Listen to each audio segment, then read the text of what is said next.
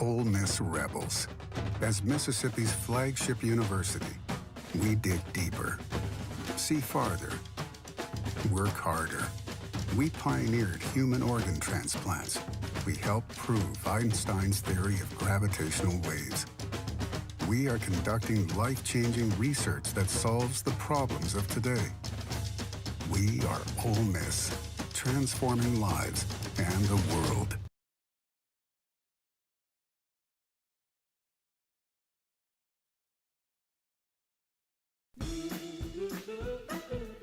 Welcome to the POMcast with Stephen Willis. Now we're going to do things a little different.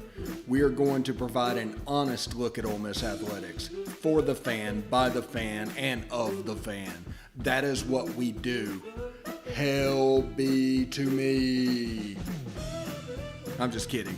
Tune in for some Ole Miss sports news. We're going to give it to you straight. Yeah, right now. The POMcast starts now. It happens now. Holy cow. Listen to me. It's starting. Well, it's going to start right about now.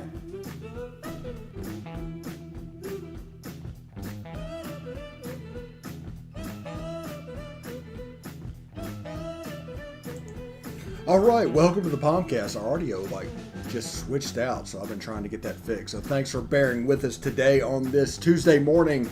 I am Stephen Willis from the palatial Central Florida studios. I am more than happy that you guys are with us, and we're going to talk a little bit today about the two Ole Miss players that are on the Butkus watch list. And of course, we're going to get into the story that is all about college football at the moment, and that is expansion. A little bit of news, a little bit of notes about the timeline coming up, and Crimson and Cream Machine stops by in the second segment to talk about expansion from the Oklahoma point of view. We put it out as a standalone video, but we're going to put it here because this video goes to different places than that one, so we want everybody to have a chance to see that. So, I'm terrible with names. That's the reason I'm avoiding his name. But it's Mr. Mehrabian coming on the show from Crimson and Cream Machine. I do apologize, but I'm afraid if I tried to do that first name, I'd butcher that terribly. But they did a great thing, about a 15-minute interview, and that is really great. Now, I do want to tell you about Travel and Cruise World. Now, let's bring that up and see what that looks like. Travel and Cruise World. Yeah, there we go.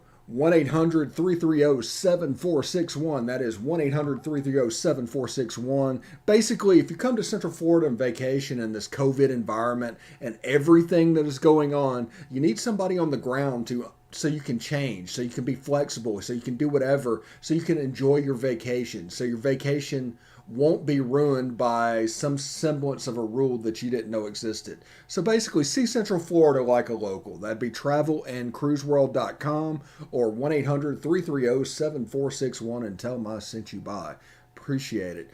Now, if you want to watch the podcast or the POMcast, you can catch us on Twitter at the Stephen Willis or on Facebook or on Twitter also as the Rebel Walk on Facebook. Facebook.com/POMcast, POMCST, or Facebook.com/The Rebel Walk. You can catch us on the Rebel Walk there. We're on YouTube at Positively Ole Miss. Subscribe, hit the bell. You'll not only know that we're streaming, you'll know what we're streaming about. And of course, we're on Twitch, Positively Ole Miss, all one word.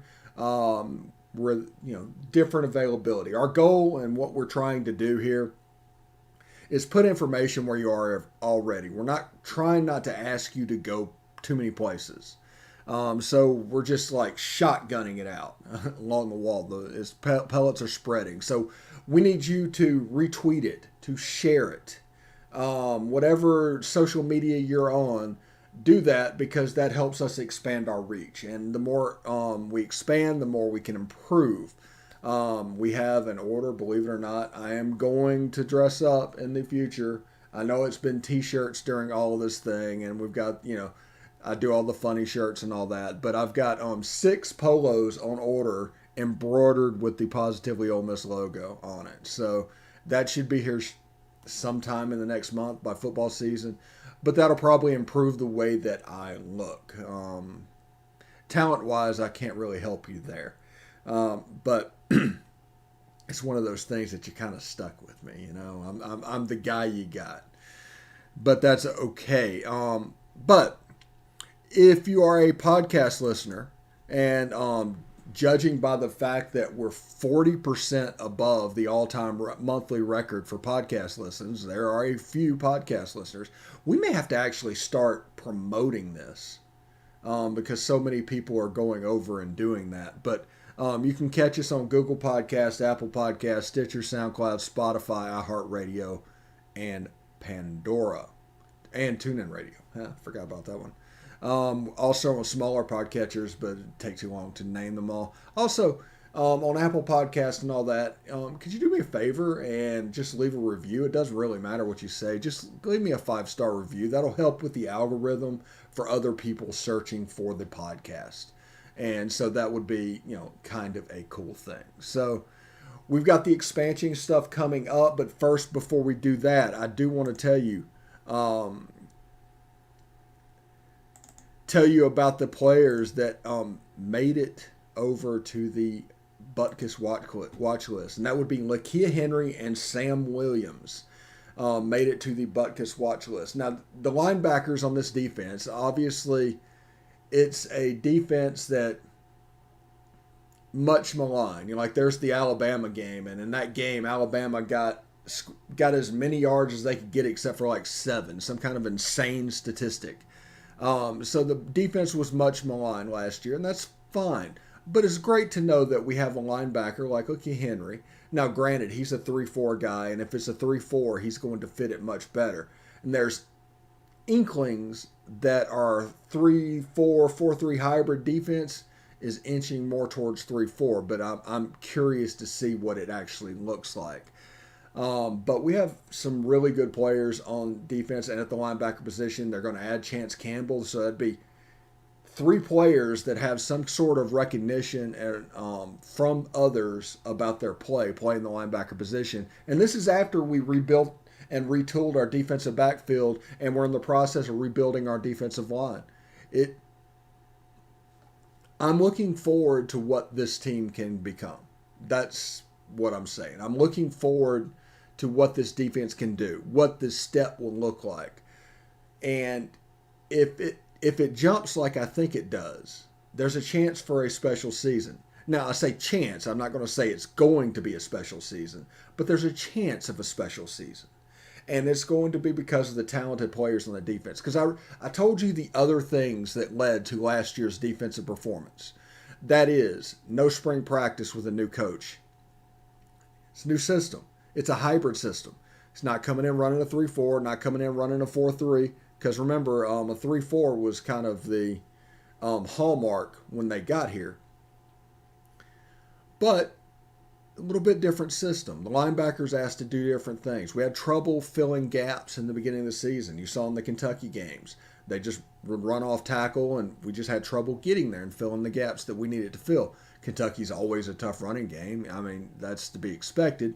But they weren't that good.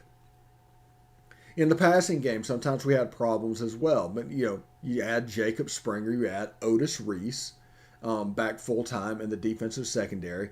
You have a Tysheem Johnson coming in who's going to flash. You have Tywan Malone who's coming in. He's going to flash. You have Isaiah Iton and Jamon Gordon playing the interior defensive line.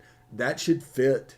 That should fix a little bit our defensive line problems that we had last year because, with the defensive line, what was going on, there wasn't a whole lot that they could do. But it's really great to see a linebacker on a much maligned defense get the recognition going into the season. Now, they still have to perform. They still have to do what they have to do. But it's good to see that something positive is coming up outside of Ole Miss for this defense. So that's kind of fun. Now, let's switch gears over to realignment for the next 5 minutes or so. Texas and Oklahoma have officially applied for the SEC. They sent the letter in to do it. And what's the next step, you ask? Well, the way this worked for Missouri and Texas A&M is they left the Big 12. That was yesterday for Texas and them. They applied to the SEC. That's today for Texas and OU.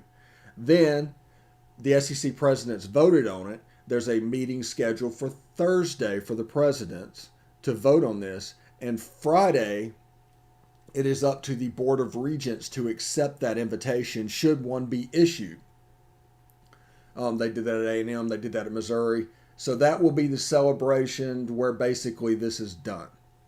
Now, you're going to hear stuff all during this process because of legal reasons, the date 2025. And that's going to sound like a long way out there. That's going to sound like, okay, do we really need to pay attention to that? It's not going to be 2025. It's absolutely not going to be 2025. That is on there for legal reasons. That's when their grant of rights is up. Theoretically, they could be there for 2022, as is, nothing going on, and just the Fox and ESPN continues to carry the games as a part of the Big 12 package. You could have, Texas versus Texas A&M, Texas versus Arkansas showing up as a part of the Big 12 slate. You could do that right now. But the grant of rights makes this difficult. So they need to figure out how to untwine that.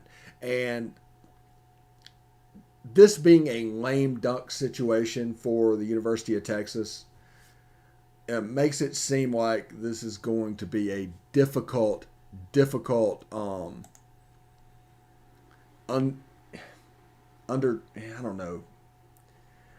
untying the knot.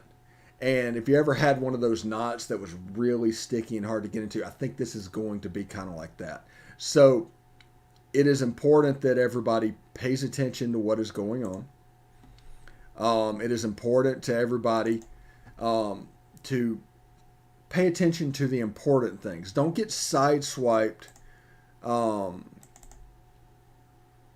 get sideswiped by the thought of, well, Clemson and Florida State could come also to the SEC. That's a distraction at this point. The important thing is the Texas and OU and what they are exactly doing. And the timeline, like I said, is today they applied. It's already been done. The notice has been out.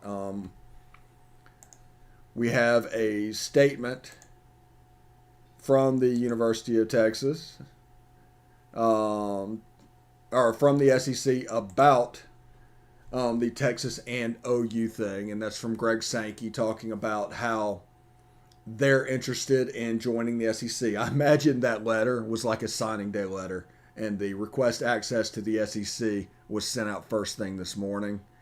And it will be interesting to see exactly how this plays out, because this seems really fast.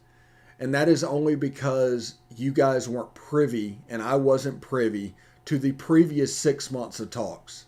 This has been a long process. And it's important to remember that, because it seems quick because we first heard about it about a week ago. But after about a week and a half, 2 weeks, this thing could all be done. Now, we've gotten to the point, and I noticed this over the weekend, that the fan bases for Texas and OU got a little bit of that SEC bug, and they started thinking about it and sowing their oats and thinking about what they needed to do. And it just raised the morale of the whole fan base. It absolutely raised the morale of the whole fan base. And in that fan base, you have so much going on. And once that happens, basically there's no turning back. They've passed the line of no turning back. I know in 2010, Texas and Oklahoma took it to the last possible moment, like the day of press conference schedule before they backed out of going to the Pac-12. Now that the fan base is involved and the general fans, I'm talking about, in Pete Boone's image or whatever, the cap and T-shirt guys, they're excited about the SEC now. There's a ton of excitement in Norman. There's a ton of excitement in Austin. the Texas Republic coming by to give their perspective today. We're going to do the second segment. It's going to be the OU perspective on expansion. Today, we're talking with Jake Crane. We're going to put that out there of the J-Boy Show. He'll probably show up on the POMcast come Thursday. And, I mean, we have a lot of stuff to go along while this expansion is happening. This should be wrapped up by the end of the week for all intents and purposes. But all intents and purposes, not intensive.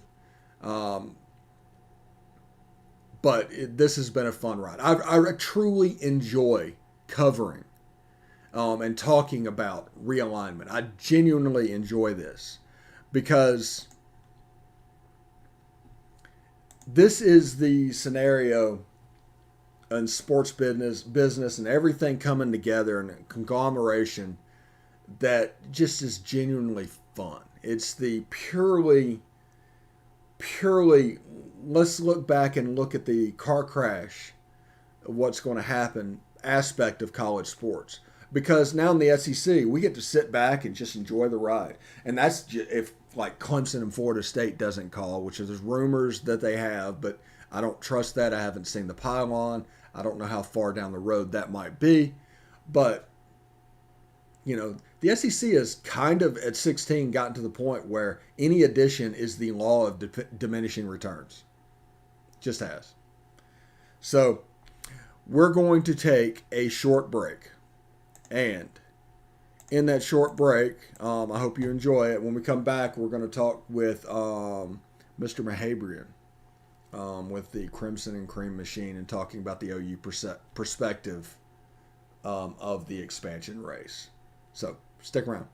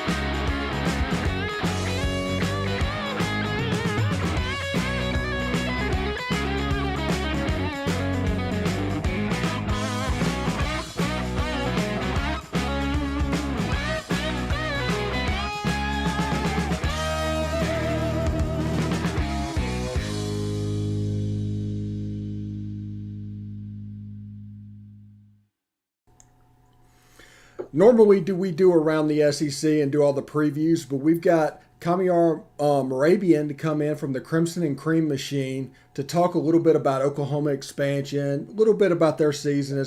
We normally do an SEC guide, but Kamiar, I believe that applies to you now. How you doing, man? Yeah, I guess it does apply to us, and I'm doing well. Thanks for having me on. Excited to talk a little bit about OU and maybe impending SEC football. Or I mean, the Big 12 says 2025, but I have an idea that that'll be much sooner than people are anticipating, especially like everybody else in the Big 12. What do you know? How do you know? How do you know how this went down? What went down between the Oklahoma and the SEC and Texas and all that going on? When did it get started? So, for a long time, Oklahoma had David Bourne as their president, and David Bourne was a big Big Ten guy. He was all about AAU and academics, and he if conference realignment were to happen under Bourne, OU and Texas, or at least OU, would likely be going to the Big Ten. Well, they got a new president, and he's more of an athletics money guy, and the SEC kind of fits that bill.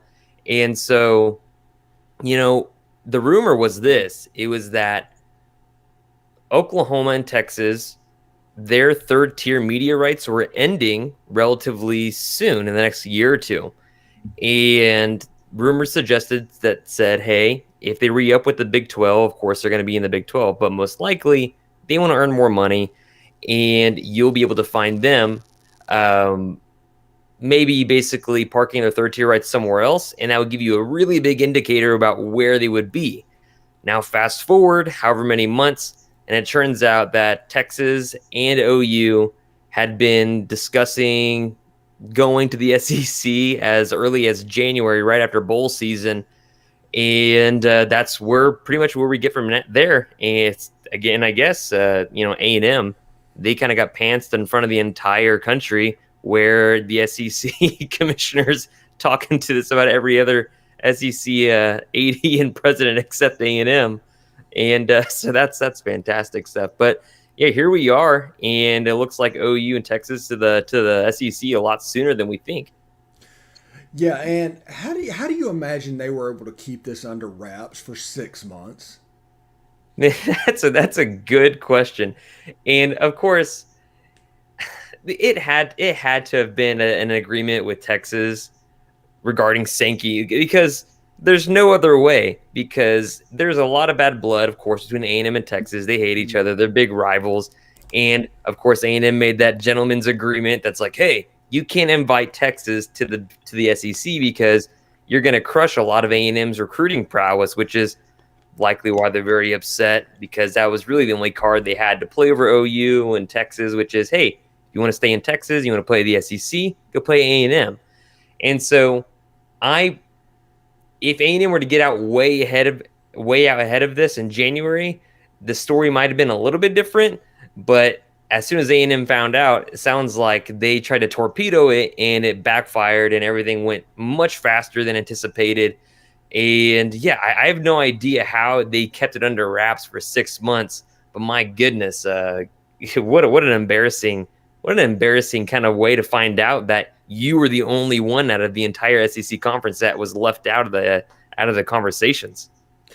I don't know if they were actually left out, or how much of that is actually saber rattling to their fan base. Mm-hmm. But one thing that I am curious about with Oklahoma and Texas coming in, what are the games that you're looking forward to playing that aren't the marquee games? What are the trips you're looking forward to making? Oh man, we're already excited to go to the Grove. We're very excited to go visit down in Mississippi. Not at Mississippi State. Not looking forward to those games. But yeah, we're really, of course, like being OU, the biggest games that you would play are OU Texas, and you don't even get to go to Austin for that game. You go to the Cotton Bowl in Dallas, and that's it. I mean, Stillwater, Bedlam, that's a cool rivalry game, but OU owns that rivalry. And are you excited to go anywhere else? Iowa State, TCU, and Fort Worth? Not really. And so you look at the SEC, you can get to go to Baton Rouge, you get to go to Tuscaloosa, you get to go to the Grove, you get to go to a lot of different Gainesville, where it's kind of like, I don't know, I'm not a big fan of Gainesville, but you get to go to a lot of different places. And I'm just excited for a lot of those matchups. And even in, Tennessee, where Oklahoma's former national title winning quarterback's now the head coach over at Tennessee, and Josh Heupel. So I'm excited to see marquee matchups nearly every week, or like a legitimate opponent every week, and going and seeing a lot more pageantry, because people want to say OU and Texas held up the Big 12, like propped it up as a legit conference. And that's the furthest from the truth you can get. I mean, they want to say OU and Texas have 17 combined Big 12 titles. Well, OU has 14 of those 17. So OU is carrying the entire conference on its back. And so I know people that are Oklahoma fans from the Oklahoma side, they were ecstatic once this news got out, because it means you get to go play legit teams. You get to go play LSU, A&M, Arkansas, that always likes to chirp at OU. You get to go play Missouri once again, Alabama, Auburn, Florida, Georgia. There's just a ton of teams out in the SEC that you want to be a part of. And it's not only just a moneymaker, but my goodness, the amount of eyes on television screens. Yeah, and with you guys will eventually play Tennessee. And one thing that we make fun is how often they play Rocky Top, just repeatedly. Now, you guys are a little bit known for the same thing as that. So how many times combined do you think that song will be played during a game if y'all played each other? Oh, man, I have no idea. I actually, in a podcast not that long ago with my buddy, we talked about over and under how many times Boomer Sooner was going to be played this year. And we put the over and under about 200.5. And we were not that sure either way. We were like, it's definitely not the under. It's going to be pretty close to being over or an even. They play the heck out of Boomer Sooner. Like if you're down 21, play Boomer Sooner. If you're up 21, play Boomer Sooner. And there's not really that many other songs they do play. I mean, that's all they do. And so I have no idea how many times when OU plays Tennessee, heck, those matchups in Knoxville and Norman, how many times we heard Rocky Top and how many times they heard Boomer Sooner. It's a lot, and I imagine both fan bases got really annoyed, and they weren't even playing each other every year. Who do you think is going to emerge as your like second or third tier rival that actually means something? Geography, is it Arkansas? Is it Missouri? Oh man, Missouri technically was already a rival of OU, even though nobody ever viewed it that way. People always have viewed A&M and Missouri as middle of the road programs because that's what they always were in the Big 12. And I think that's what A&M fans are kind of scared about with OU and Texas coming back to the SEC and, drawing up some of the recruiting grounds. But I could see easily Arkansas being a team that slots into that, hey, we talk trash every year. Our colors are mildly the same. You're right next door into Tulsa and Fayetteville. That could be a really good one. I could see OU striking something up with LSU because they're both kind of in that corridor, that western kind of corridor of what the new SEC would look like. So I could see both of those programs being kind of like new rivals, I suppose. It's weird that you guys have only played Arkansas like 12 or 13 times. Is there any particular reason for that? Man, I imagine it has something to do with the old Big 8 and the Southwest Conference and how Arkansas is a part of the Southwest Conference and they jetted for the SEC, and that's when the Big 12 was created. And so, I mean, I think the last time both these teams played was in the Cotton Bowl in 2001, and that game ended like 7-3 or 10-3. It was an ugly winter game. I have no idea why they haven't played that much, considering how much the fan bases just don't like each other. That's a good question. Yeah. I was just looking at the standings and that, and I know that they were a big rival of Texas also, so maybe Arkansas didn't want to be a big rival of both of them, or maybe it was just their plate was full at the time. But if somebody dropped you in at the Red River Shootout in 1985, Barry Switzer's on the sideline, Darrell Roy is on the sideline, and they told you that 3 teams from the Southwest Conference right now are going to be in the SEC and 25% of the Big 8, what would you say? I'd say they're probably pretty crazy about it, but here we are. It's just so wild. And I kind of feel bad about the rest of the Big 12, like teams like Kansas State. In Baylor, I have no idea where those dudes are going to land, and I'm kind of worried that teams like Kansas State, they're going to land in a group of 5. I don't know if the Pac-12 wants them. I don't know if the ACC wants them. Baylor has their own social issues that they're going to find out pretty soon. Even TCU. So I'm a little bit worried about those guys, but it is what it is. But yeah, it's pretty wild how this all came together pretty rapidly. Yeah, it's pretty cool. Also, before I let you get out of here today, do you have any idea how many numbers of teams in the Big 12 that the conference just dissolves? What's the magic number? That's a great question. And that's something that has been on the ongoing discussion as far as what happens with the Big 12. Do they try to expand and just add 4 teams till 2025 and then go join new conferences? What is that magic number to where they dissolve? Or what is that magic number to where they stay intact for a few more years until they find their different ways? And there's a paper trail that suggests the Big 12 fiscally just cannot survive without Texas and OU. And I would surmise that there's no Big 12 this time next year, most likely. OSU wants to pack their bags and go to the ACC. You've got Kansas and Iowa State likely headed to the Big 10, and Texas Tech wants to go to the Pac-12.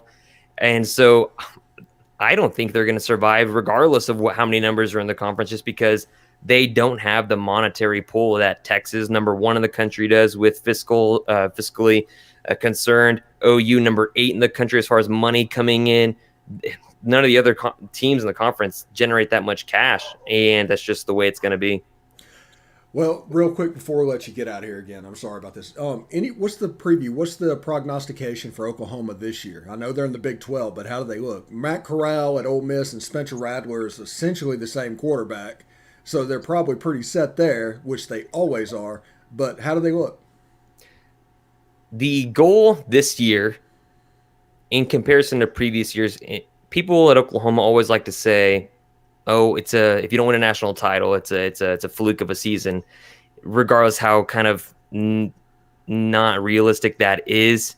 But this year is a legit year in which people are saying, "Hey, Oklahoma's defense has gotten much better under Alex Grinch over the last 3 years. They improved markedly each year. He's going into his third year. I think they were with Mike Stoops. They were like 119th in the country. Awful defense. Alex Grinch comes in immediately. They're a top 60 defense with the same players. The year after, they're a top 30 defense with those same players, getting those body types back into the system. And the offense has always been the offense under Lincoln Riley. It's going to be one of the top 5 offenses in the country. And they're returning about 22 guys with starting experience. A lot of people are saying and expecting Oklahoma needs to be in that national title game this year because of how well they came together last year, how good the defense is becoming, and how efficient the offense always will be under Lincoln Riley. So people are expecting to make it to the national title game. I don't know if people are expecting them to win it this year, but I know people do expect them to make the college football playoff and win that first game. All right, man. We appreciate it. And as this gets closer, we need to do this again. Yeah, for sure, man. And of course, we'll probably do previewing game days as soon as maybe as early next year. Yeah, seriously, man. Thank you very much. And good to talk to you, man. Hey, thanks for having me on.